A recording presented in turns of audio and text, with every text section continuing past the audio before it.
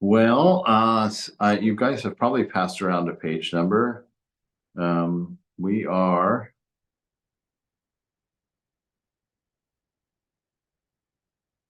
on Sunday, September 9th, 1883. And we just finished talking about actually not talking about it, but well, we did talk about it.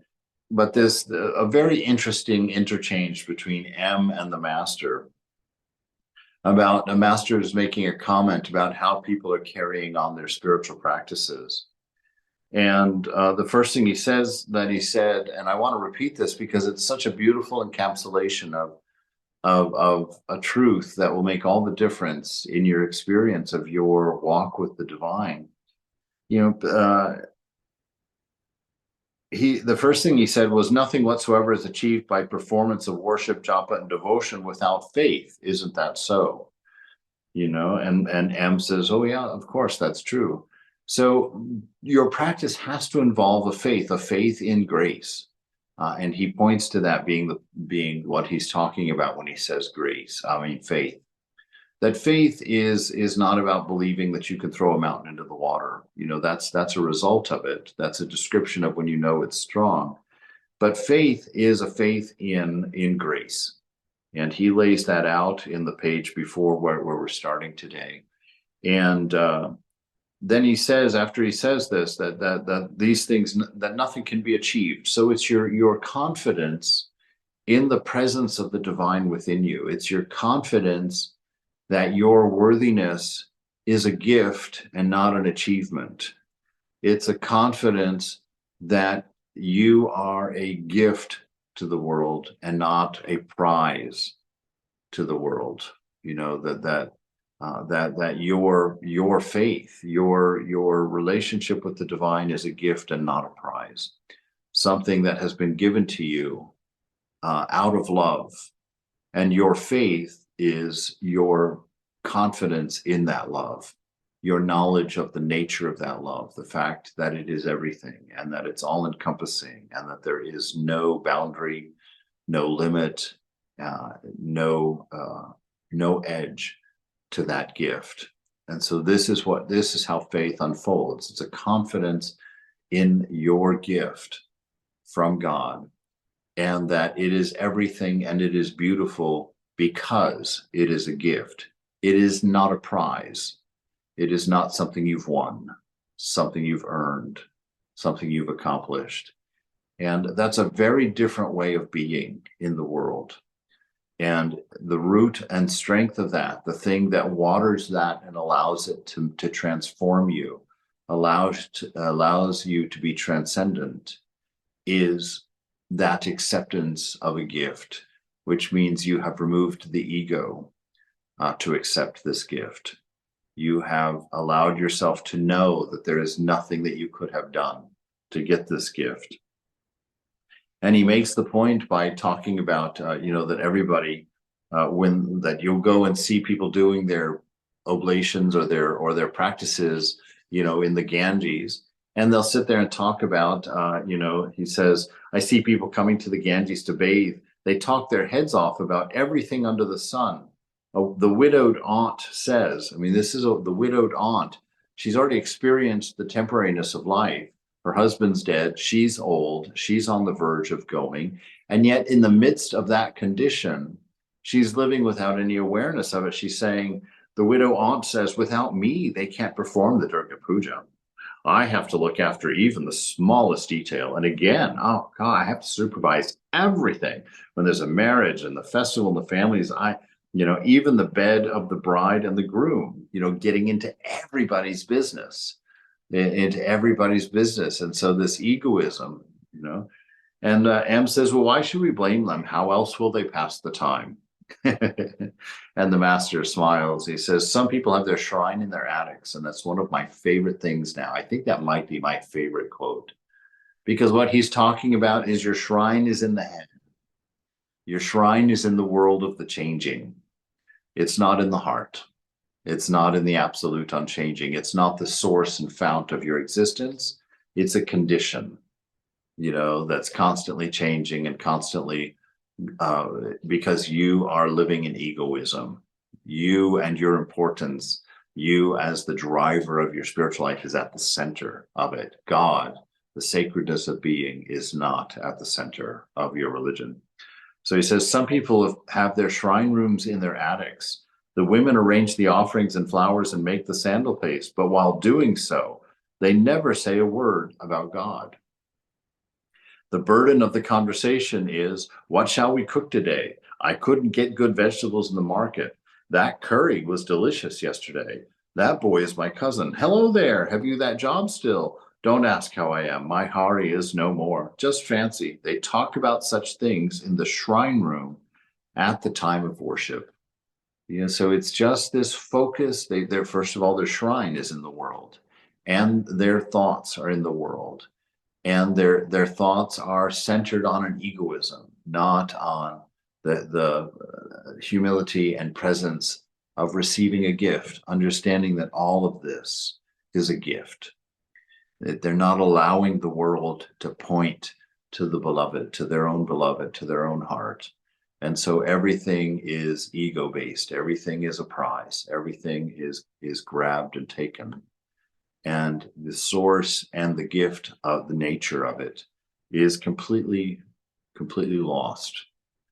And I'm kind of just now realizing that was not on purpose, to kind of mirror the this little scripture with my walk and talk and feeling here, that there's a dedication to that aesthetic, to that presentation of self. You yourself become an offering to the world around you, and you offer yourself with attention. So you present yourself with an attention, honoring other people by respecting them enough not to be slovenly, not to be lazy, not to be slouchy, but to have a discipline of self, a strength, an inherent strength of self, because your shrine is in the heart, not in the head, because the whole world to you is a gift to you. And your goal is the humility of accepting that gift with a grace, and then presenting yourself as the same offering in return. That mother also sees you as a gift. And so when you get dressed, and when you're in public, and when you talk to people, you are conscious and aware that this is all a gift in response to the greater gift that you're building a faith in, learning how to accept this wonderful offering of love that you have from the world, from the divine, through this manifestation, and growing in that. And so they talk of such things in the shrine room at the time of worship, and M says, yes, sir, it is so in the majority of cases. As you say, can one who has passionate yearning for God continue formal worship and devotions for long? It's like these formal worships and devotions, like what Vivekananda says, it's great to be born in a church. It's an awful thing to die in one. Right? And so our relationship with God starts with our discipline of these worships, of knowing, okay, I shouldn't do that. Okay, I should do that. Oh my God, I hope I go to heaven. It's like worship begins in fear. Spiritual life begins in fear, but it has to end in love. And if you don't get to the love part, you have not found the importance yet. You haven't found the faith to accept the gift yet. And so we need to move our practice out of the attic, get it out of the world of doing and accomplishing and looking for enlightenment, doing things with a purpose. And we need to turn it into a response to having been given a gift that you had never, ever imagined would be given to you. You're not worthy of it, and there's no way that you could be worthy of it. And so the beauty of that gift causes humility, not because you're being insulted and belittled, and because you're being reminded of your guilt and your shortcomings. Not that kind of humility. That's an ugly, painful humility. The humility that we encounter in our divine relationship with the beloved is an overwhelming understanding. I don't deserve this. I can't, normally the idea is I can't accept this. That's the lack of faith.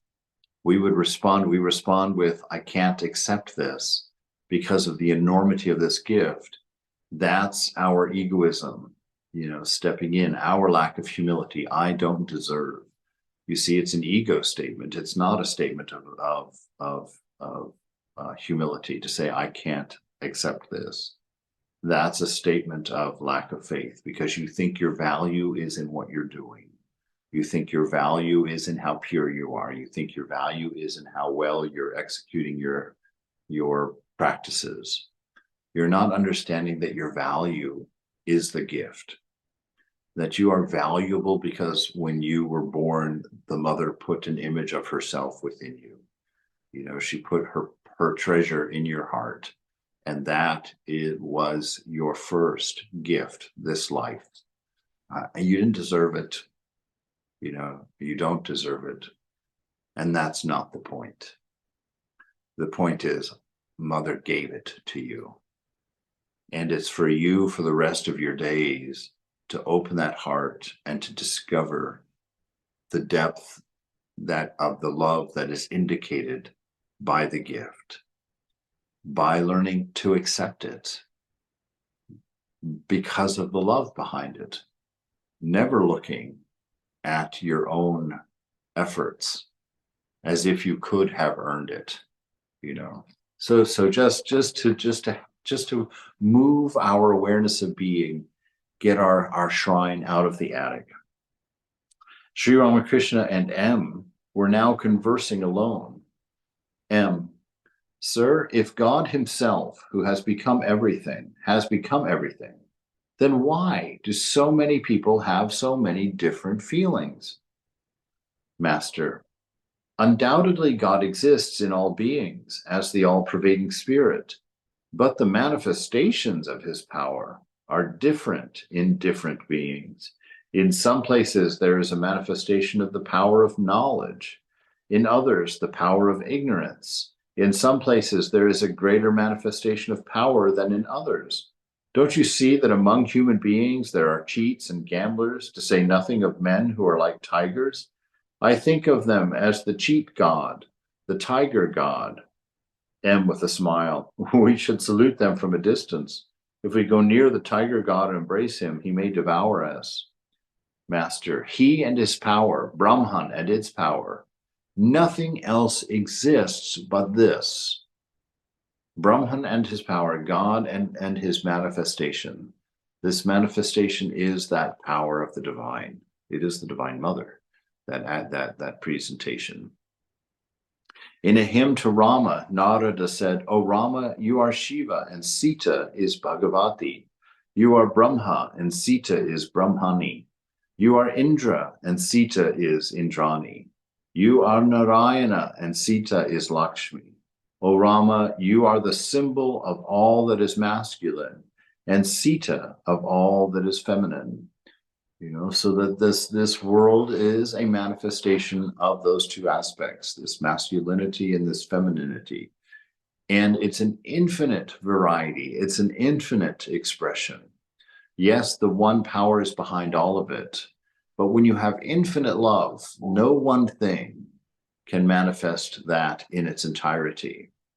Everything manifests it to a degree, but nothing manifests it entirely. Not even the avatar can manifest the pure love of God. He can there is a pebble or a seed or a mote of dust of impurity in order for the avatar to manifest. Manifestation itself means limit. It means that it's limited because it has to take a form. It has to obey a boundary of some kind. The avatar is the highest by being a whole through which God can be seen. So the power of the avatar is in an absence, not in a presence. It's a whole through which the divine is experienced to the fullest potential possible in a manifested world. But the highest manifestation is not a manifestation because it does not have a limit. It does not have a boundary. And that is your realization, when you finally transcend the idea of a limit, because you realize that the amount of love and the gift that you have been given includes your very existence, includes your very being, includes every thought or imagination, and your response ultimately will be a response of love, a response of gratitude, a response of surrender, that will drop all boundary, will drop all form, because you will understand the only response to this amazing and beautiful gift of being, gift of witnessing this infinite manifestation of divine, of the sacred.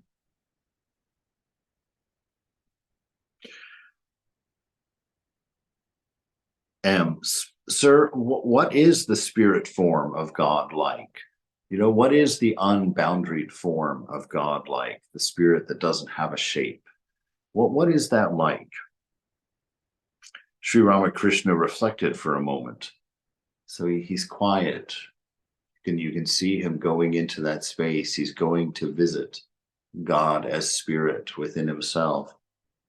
And it said, so it says, Sri Ramakrishna reflected a moment and said softly, you know, it's like he's in the sacred shrine. Nothing is spoken out loud. Nothing, there's no jarring, there's no egoism. He speaks softly.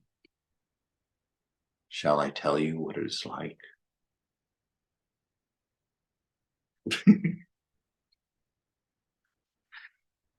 It's like water.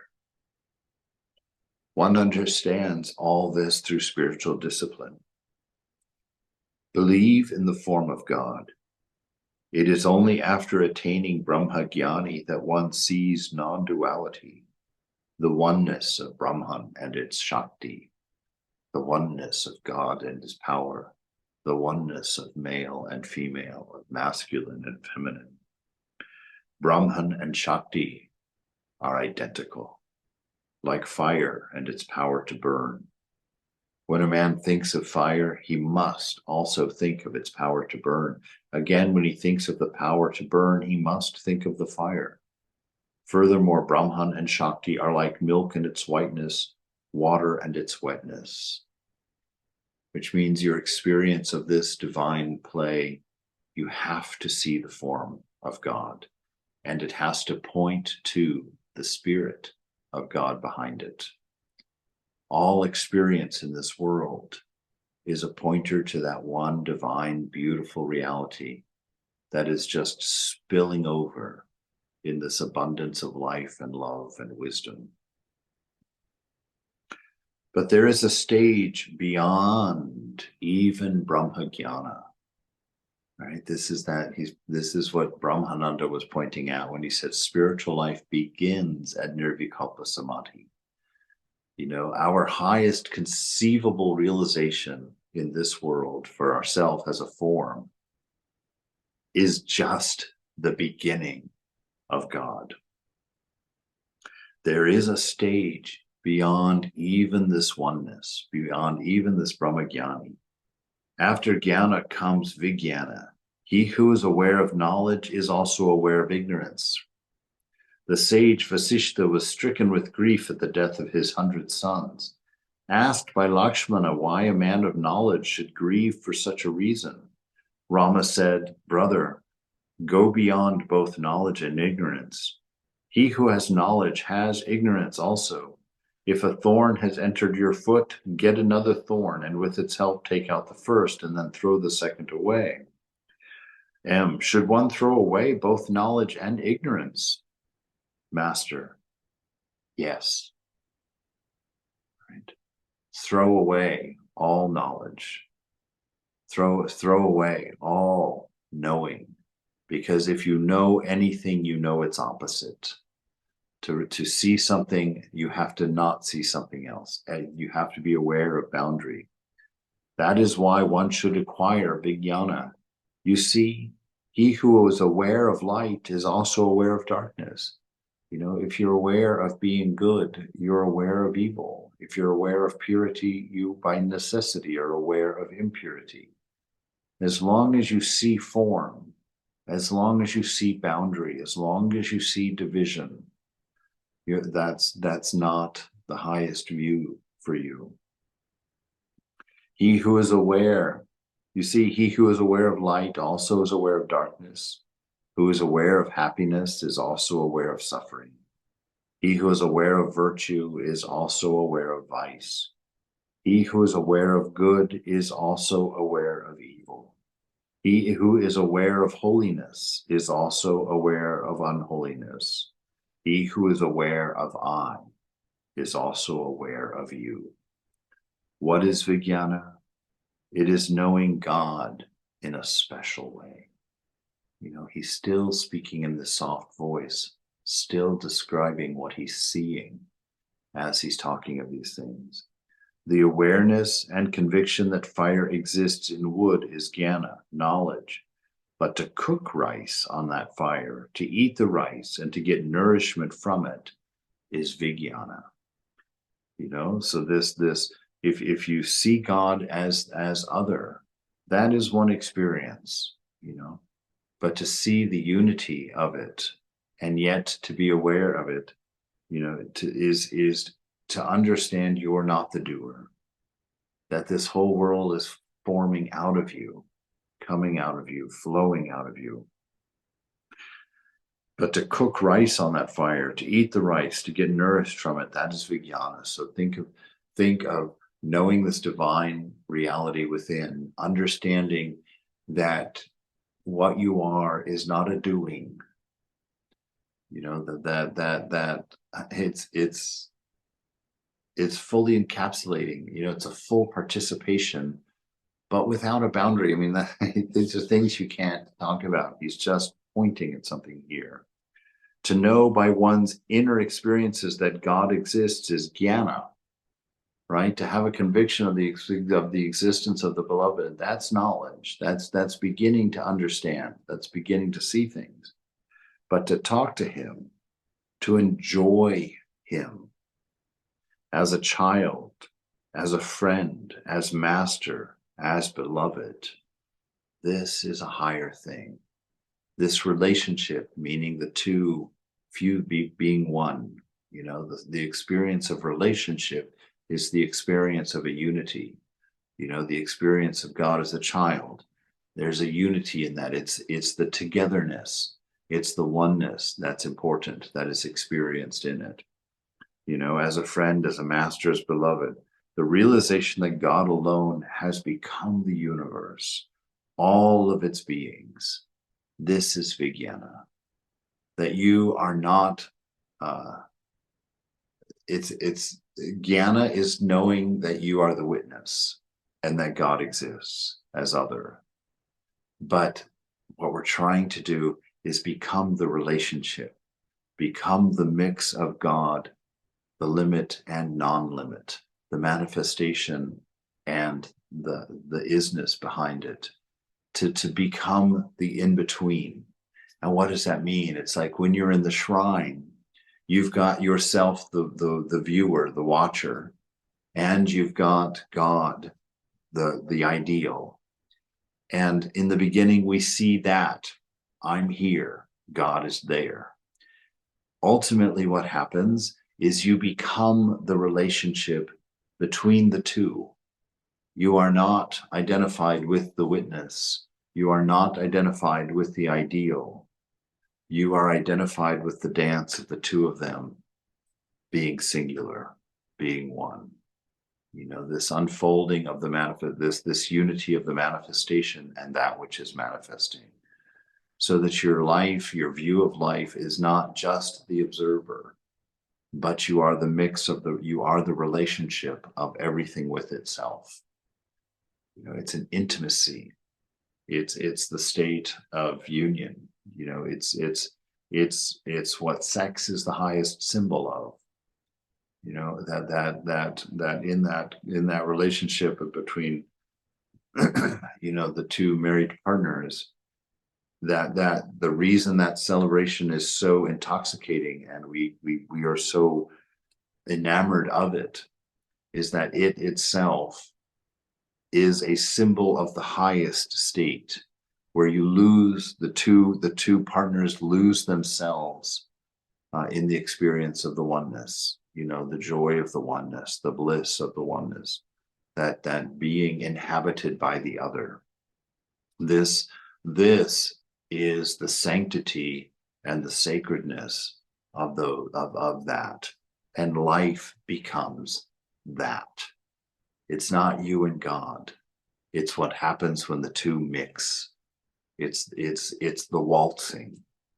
When you waltz with your partner, you're not listening to music. You're not being with somebody else. To really waltz is to mix the music, the partner, the dance, all into a singularity.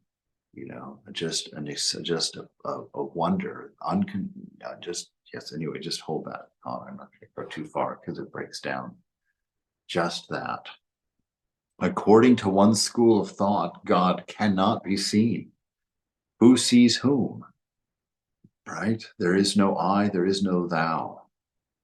So God can't be seen because he's not separate from you. You can't be seen because you're not separate from God. And this is the wonder, because this is your experience of being. You don't know it. You've never seen yourself. You can't see yourself. You just like your own face. It's there. You can't see it. You never have seen it. You've seen reflections of it, but you've never seen your face. And yet it is your expression and your presentation to the world. It's what you give. So who sees whom? Is God outside you that you can see him? One sees only oneself. Having once entered the black waters of the ocean, the ship does not come back, and so cannot describe what it experiences. It is true. As you say, having climbed to the top of the mountain, one becomes unaware of what is below. Horses and carriages and men and women, houses, shops and offices, and so on. When you're in an airplane and you're looking down, you're seeing everything in its oneness. And it's only when you particularize that you're like, oh, there's a farm. Oh, there's a city. Oh, there's a road. But as you stand out and get farther and farther, you just see the planet, and you're not aware of the particular and the doing and the not doing. It's all presented in a different beauty, a different form, a oneness. Master, I don't go to the Kali temple nowadays. Is that an offense?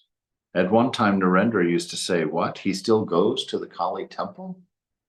What is the point of going to the Kali temple when you know yourself to be the divine, to be a mixture of ignorance and knowledge, to be a dance and a play of being and other? Every day you are in a new state of mind. How can you ever offend God? You are the very change. This is when this is beyond what we normally talk about. We normally talk about being the witness, because that's the stage that we're at, of needing to kind of sort out ourself from the other, because we experience dual. And while we're experiencing ourself as body, it's important that we separate out material from spirit, because we have yet not known an unboundaried self or an unboundaried experience. So for right now, we have to separate the things out, because we still see them and we still believe them that way. But that's not the ideal. We're going to go beyond that. We're getting married. We're going to become one with this whole thing. And to do that, we're going to have to drop the idea of a boundaried self. We're going to have to drop the idea that we have, this is the transcendence of marriage. This is why marriage is sacred and holy, because it is a symbol, a pointer to this. And you use that marriage to lose your sense of ego, your sense of separateness from your husband or your wife. You lose your sense of other through taking on their needs as being at least as important as yours. And perhaps even in a healthy marriage, you both are seeing the other person's needs as more important than your own. And so a new person is created, which is the summation of the two of you. And that marriage works in a oneness, it works in a unity.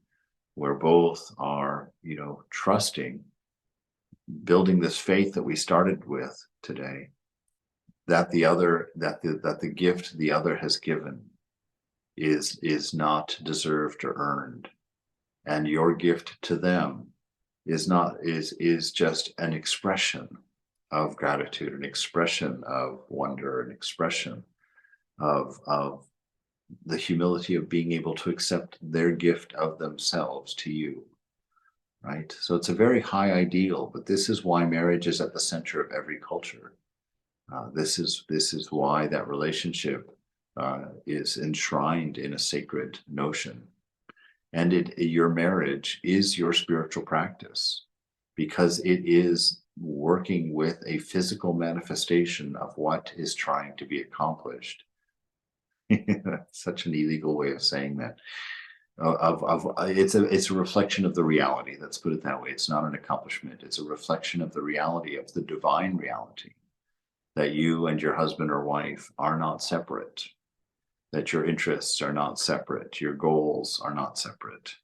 That there's a helping of each other in that, a unity. You become a new thing. You're no longer two things. You're now a new thing. A what happens at the transcendence of boundary of other. I don't go to the temples, the Kali temple nowadays. Is that an offense? At one time, Narendra used to say, what? He still goes to the Kali temple? Every day you are in a new state of mind, M says. How can you ever offend God? Master, someone said to Sen about Hriday, he is very ill. Please bring 2 pieces of cloth and a couple of shirts for him. We will send them to his village. Sen offered only 2 rupees. How do you explain that? He has so much money, and yet he is so miserly. What do you say to that? Thinking now we have to take this odd statement and marry it with what he's been talking about. It's like, how can your gift be limited? How can, he's got so much. How can he only give this? He's so big. How can he be so small? And so Thakur is really looking at you right now and saying, how can you respond to this inexplicably beautiful thing of life that you've been given? This infinite experience, this potential that you barely touched. How can you respond to that with $2? We're talking about surrender. We're talking about you understanding you have an infinity to express. You have an infinity to offer in your moment to the world as you see it.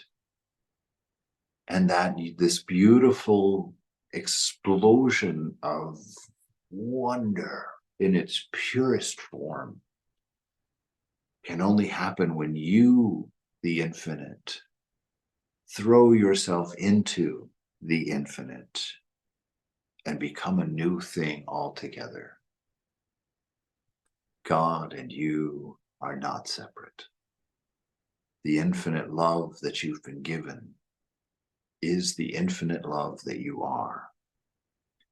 And when you let go of the boundary, when you erase the sense of otherness from everything, only then does this wonder explode into a universe of universes.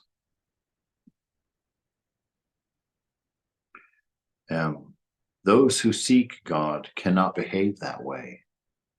Right? We can't meter out a small amount of ourself into this infinite relationship. We can't hold back and keep something for ourselves. That in this relationship with the divine, it is yourself. That relationship is yourself. The separateness is not you. This definition of boundaried egoism is not you. The treasure that you hold and that you meter out in small pieces, the little love that you give to this person because you can trust them, the little love you can get to that person because you like them, the little bit of love that you get to this person because they're related to you. You can't get there with that. You have to learn to see the oneness in everything, the infinite love in everything. And you throw your infinity of love into that and watch the boundary disappear, because you never were the boundary. You never had the boundary. You were never part of the boundary. You were always this wonderful explosion of the unity between knowledge and ignorance, love and hate, being and not the seeming not being, this oneness all around. Those who seek God cannot behave in that way. I mean, those whose goal is the attainment of knowledge. Master, God alone is the reality. Everything else is unreal. Everything else, all the boundaries you've chosen to establish when you separated yourself from the divine, none of those boundaries has ever been real. This experience of a body, this experience of a gender, this experience of an age, this experience of a nationality, this experience of a body, it is not real. You cannot be limited. You cannot be defined. You are of infinity, an infinity of love, an infinity of wisdom, an infinity of existence.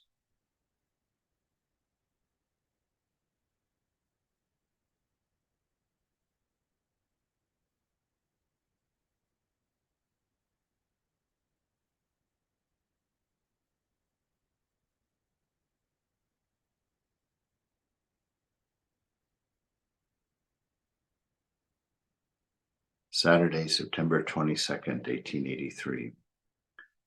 Sri Ramakrishna, seated in a drawing room of Adar's house in Calcutta with Rakhal, Adar, M, Ishan, and other devotees.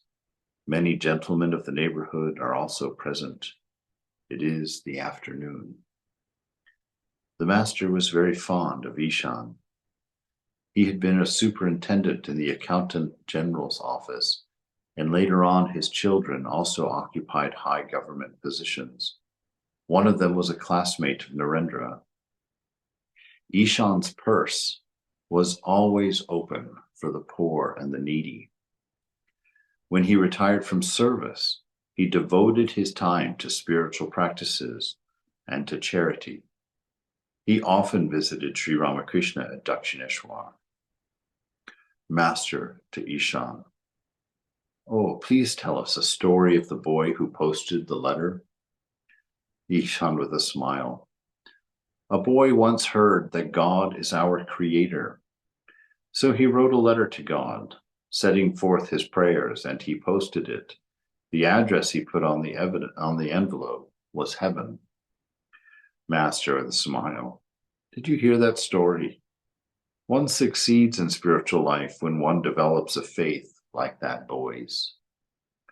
To Ishan, tell us about the renunciation of activities. Ishan, after the attainment of God, religious duties such as the Sandhya drop away. That's all of these ritual practices. One day, some people were sitting on the bank of the Ganges performing the Sandhya, but one of them abstained from it. On being asked the reason, he said, I am observing Asucha. I cannot perform the Sandhya ceremony. The Susha is a temporary defilement caused by the birth or death of a blood relative. A man observing a Susha cannot perform the Sandhya or daily worship. In my case, the defilement is due to both birth and death. My mother, ignorance, is dead, and my son, self-knowledge, has been born. I can't perform a sandhya, these rituals, because they require a division. They require a boundary between life and death, and I don't have that boundary anymore. Tell us also of caste distinctions, how they drop away when one attains self-knowledge, the master says. Ishan. Shankaracharya was once climbing the steps after finishing his bath in the Ganges, when he saw just in front of him an untouchable who had a pack of dogs with him. "You have touched me," said Shankara. "Revered sir," said the pariah, "I have not touched you, nor have you touched me. The self, the inner ruler of all beings, cannot be contaminated. Is there any difference between the sun's reflection in wine and its reflection in the Ganges?" The master with a smile. "And about harmony, how can one realize God through all paths?" Ishan smiling. "Both Hari and Hara are derived from the same root. The difference is only in the pratyaya." Okay. In Sanskrit, it's like the root of a word gets added to put the tense of the word. In Sanskrit, words don't have any order in the sentence. You can put the words in any order that you want, and the sentence will say the same thing, because every word through its endings defines what role it plays in the sentence. And so when two words have the same root, that means that the word is the same meaning, but it's the tenses that have been added to it that make it play a different role in the sentence, right? But that the two are the same. And so both Hari and Hara are derived from the same root. The difference is only in the pratyaya, in the tenses added, the endings added to it. In reality, he who is Hara is also Hari. If a man has faith in God, then it doesn't matter whom he worships. Master. And tell us also how the heart of the sadhu is the greatest of all. Ishan. This earth is the largest thing we see anywhere around us. But larger than the earth is the ocean, and larger than the ocean is the sky. But Vishnu, the Godhead, has covered earth, sky, and the netherworld with one of his feet, and that foot of Vishnu is enshrined in the sadhu's heart. Therefore, the heart of a holy man is the greatest of all.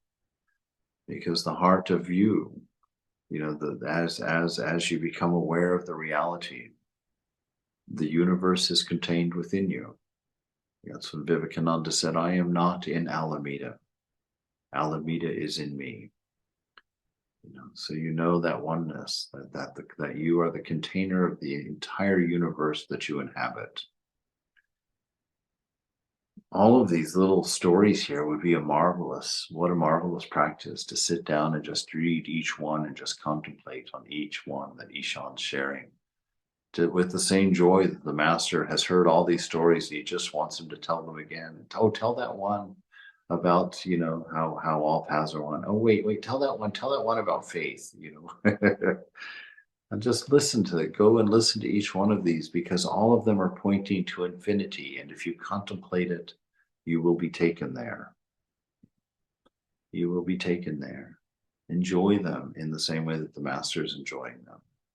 You're a child in this world, seemingly. It's like, because you are infinite, you are immortal, you will never grow old. You are not a small part.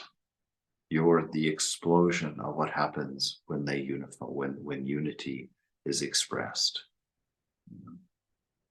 You're identifying yourself with a spark, but you are the heat and the fire itself together, a unity of the two, a wholeness, a oneness.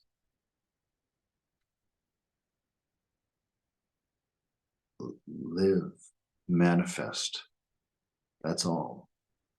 manifest with this understanding that you are not different from the effect or the cause, that they are both within you. It's not something the mind can hold.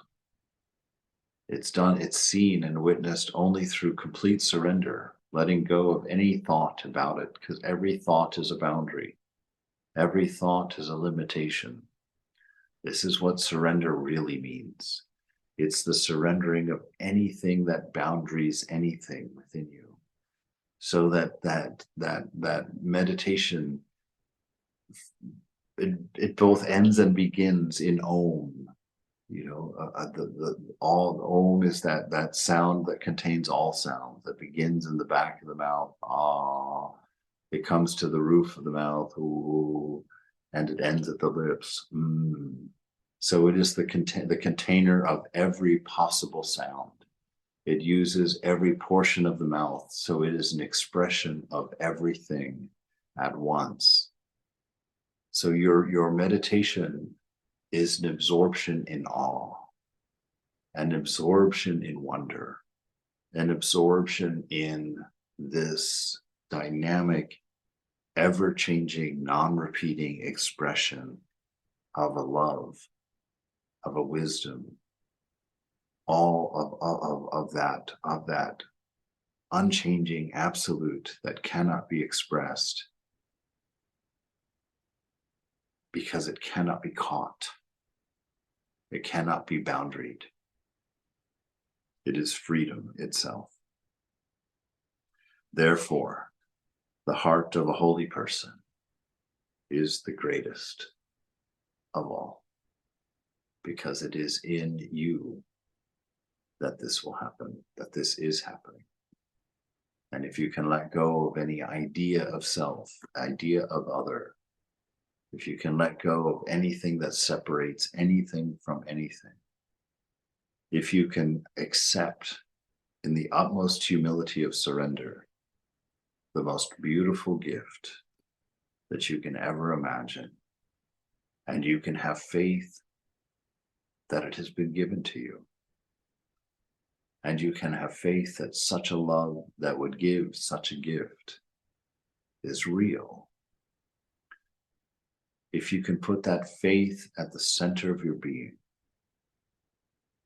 and accept that everything is yours, and because everything is yours, there is not even a separation of you in the middle of it. Because you've been given yourself as well. You see, so you become a part of the gift that you have been given. And in that part and in the surrender of the boundary of it, you become the giving, you become the giver, you become the receiver. And what comes after? You'll have to go and find out. There's no way to put it in a word. No way to put it in a sentence or a philosophy or a religion or a teaching. You must go. You must find it yourself. That is religion. Religion is realization. It's the point of being.